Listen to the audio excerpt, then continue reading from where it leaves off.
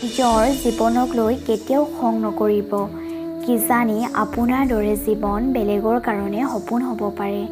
বহুত শক্তিশালী হৈ যায় সেইসকল মানুহ যি ভিতৰৰ পৰা ভাঙি যায়। জীৱনটো ইমান সস্তীয়া নবনাব যে কিছুমান সস্তীয়া মানুহ আহি আপোনাৰ জীৱনটোৱে খেলি গুচি যায়। মই জানো যে মই কিবা এটাতো হয়, কাৰণ ভগৱানে কোনো বস্তু এনেই নবনায়। ভগৱানে কয় যে তুমি হোৱাৰ আগতে সকলোকে ক্ষমা কৰি দিয়া, মই উঠাৰ আগতে তোমাক ক্ষমা কৰি দিম। অকলে থকাই ভাল। যি আপোনাক গুৰুত্ব নিদিয়ে তেওঁৰ লগত থকাতকৈ।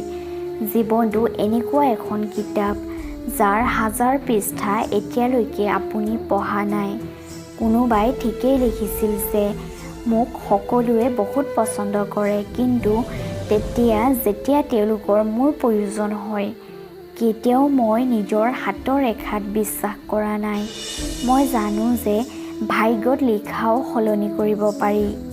যিকোনো বস্তু পোৱাৰ আগত মূল্য থাকে আৰু মানুহ হেৰুৱাৰ পিছত মূল্য বুজি পায়।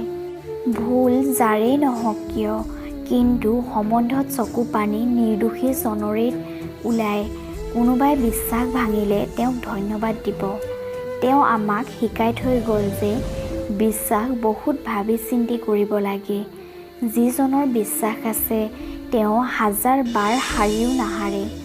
বিজয়ী তেওঁ নহয় যি কেতিয়াও বিফল হোৱা নাই।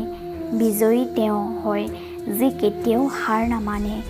ভিডিঅ'টো যদি চাই ভাল পালে তেতিয়াহ'লে like, comment, share and subscribe কৰি দিবলৈ নাপাহৰিব।